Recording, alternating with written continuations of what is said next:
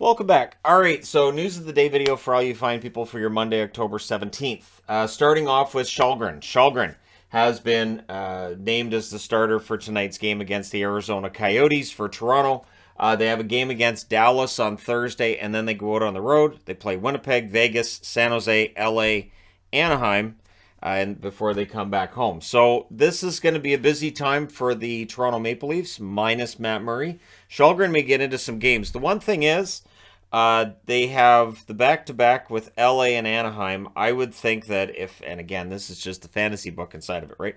So personally, I think Källgren probably gets into the game here, obviously, tonight.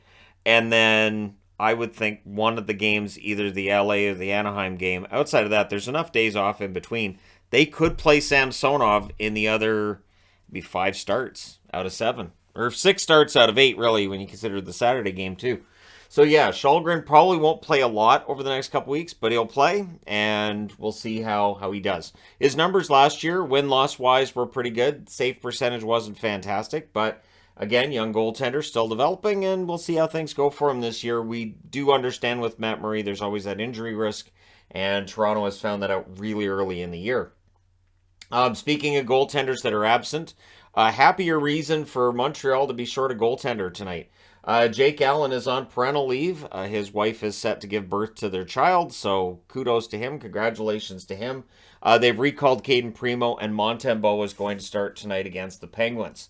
So for Montembeault, he's not getting the night off. I'm sure he'll welcome the challenge, but it could be quite the challenge going up against a Pittsburgh team that's just playing angry right now.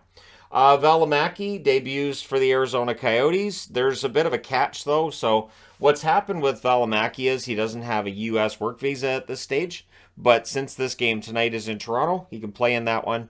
And so Valamaki will make his debut with Arizona. It'll be fun to see how many minutes he's going to get in Arizona. Does he play second pairing, third pairing, and where does he stay in this lineup?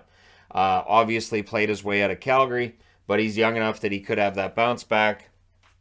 As I've mentioned in recent weeks, Arizona has been able to rehabilitate players' careers in previous seasons. Maybe Valamaki will be the latest success story. Gostisbehere, huge comeback for Gostisbehere in joining the Coyotes.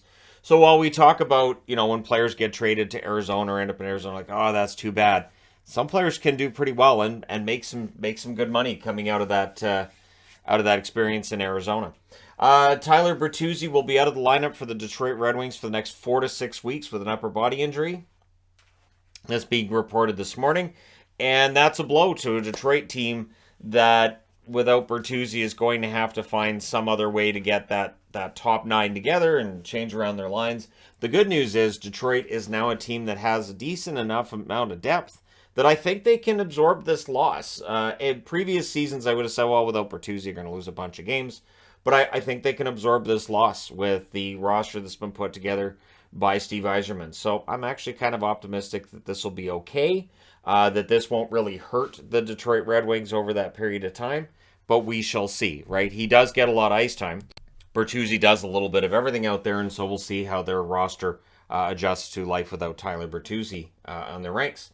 When asked about Patrick Kane, agent Pat Brisson, who is the agent for Patrick Kane, said that he will explore a trade at the appropriate time, meaning not now. And I don't think that's a big surprise. Patrick Kane has been talked about on both broadcasts of Chicago games I've watched, or no, it's 3 games all 3 games I've watched of Chicago's, because it's something I pay attention to. There's been talk about Kane and Taves, and when are they going to trade Kane and Taves? And yeah, this is going to be a conversation piece throughout the season. I would think he gets traded at the deadline. The big question mark I have is who's going to have the cap space to make that work?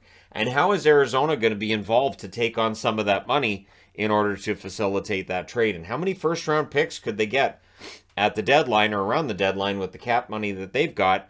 Or a team like maybe New Jersey, right? There are teams that have some cap space that could very well help to facilitate a Kane trade. And remember, Chicago does have the space to retain money. So, I mean, like, they'd retain half, and then he'd be traded through a third party that would retain money as well. So there's this little cap hit for the team that's acquiring him as possible. And if you're looking at that and going, how is that not cap circumvention? By NHL standards, it's not. but really it should be, right? You're acquiring a guy who's a $10.5 million cap hit, but for you it's like, what, $1.5 million because of all the laundering that went on? It is one of those bizarre things that gets around the cap. It happens every year, and we don't bat much of an eye at it. So we'll see where Kane and Taves end up. Kane will be the easier one to trade, though. Kane is clearly still a prime producer. He'll put up points even though Chicago's not very good. And the expectation is he will bring back quite a few assets for Chicago. And again, I'm thinking at the deadline. But it will be interesting to see if it's Kane that makes the decision on where he wants to go.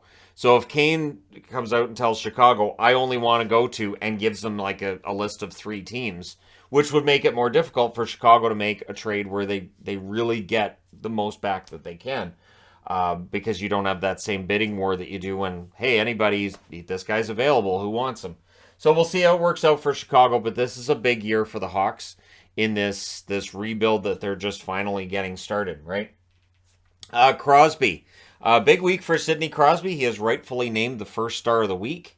McDavid's number 2, and Jake Ottinger, number 3 star of the week with his 2 very good games against the Nashville Predators. Now for Crosby, he posted 2 3-point games, and now tonight he's against Montreal. So who wants to bet against him getting another 3-point game? I don't. When I did the video where I was talking about the Art Ross, this is why Crosby's name got on the board, because I don't rule out Sid the Kid. I don't rule out Crosby somehow in his mid-30s coming out and scoring 100, 120 points in a season. He is that talented, and when he's healthy and he's motivated, he's still one of, if not the best player in the game. I still say McDavid's the best player in the game, but yeah, Crosby can be, and with those 3 cup rings, it is hard to argue against anybody who would make that claim that he's still the best in the game. And now the points are showing he can still be one of the best producers as well. Scoring has been up so far this season, having watched on Saturday. Yep. I've been very impressed with the scoring. The one thing that's interesting, and I mentioned this as well getting into the season, is it feels like goaltending, which was fantastic in the league. I'll say 5 years ago, I was talking about how great so many goaltenders were. And now it feels like we don't have that same top-tier goaltending list of 10, 15 guys who are game changers that play in net. And yet we've still got goalies that are 6'5" and above being pretty commonplace. So I think it's really a matter of coaches and systems catching up with the goaltenders. And now the goaltenders are going to have to make that adjustment. Goaltending coaches make that adjustment. And then we'll see whether or not the scoring drops from there. One thing that's always been pointed to as well, when scoring does go up in the NHL, it's very often around a time of expansion. So its dilution of talent can cause that too. I don't see that with this. This really is systems being designed to score goals rather than prevent goals, and it's cyclical. Eventually it'll go the other way. But for right now, it's fun. We're getting a lot of games with a lot of goals, and I think that's what the NHL wants, right? The 7-6 game between Minnesota and LA might be a little bit high, but still, we're looking at over 6 goals per game right now in the NHL, and I think it makes for a more entertaining product. I do understand there are people that would disagree with that. Totally fine.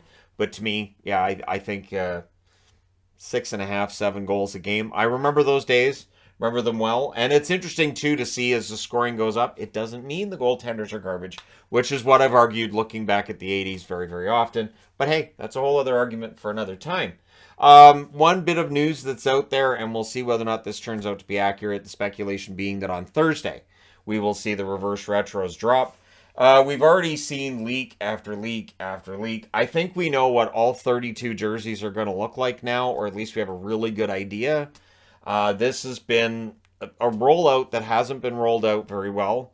Again, I think the NHL really could have capitalized on reverse retros by revealing them late August, early September, and then have them on sale. But I know they go on sale in November, which is a few weeks from now, and so revealing them now, maybe that's part of the reason why. But at the very least, if they'd revealed them, they could have released the hats, they could have released the t-shirts, they could have been selling all this stuff for months and haven't been because they haven't released the jerseys yet.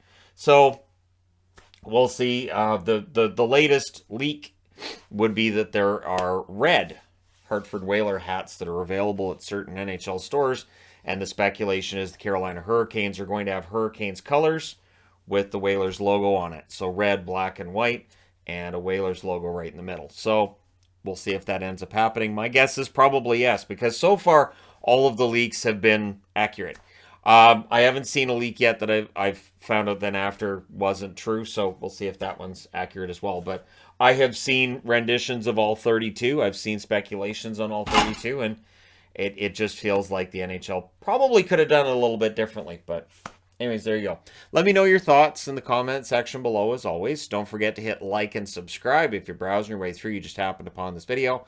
Thank you guys so much for watching, for all your support. And hopefully we do get those on Thursday. And then I can talk about them. We can do a power rankings of them, because that's fun to rank the best from 1 through 32. And then when I have them, then I can do a power rankings again. After seeing them in person. Jerseys in person are very often different than what you see online. So before you buy a jersey online, if you're able to go to a store and check it out in person, I do recommend that, because sometimes a jersey that doesn't look fantastic on TV looks really nice in person. I always mention Columbus with that. Columbus's jerseys are actually pretty nice, but it doesn't translate as well, I don't think, on TV as it does in person. But anyways, there you go. Thank you guys so much for all your support. Don't forget to hit like and subscribe if you haven't done so already, and I will talk to you again soon.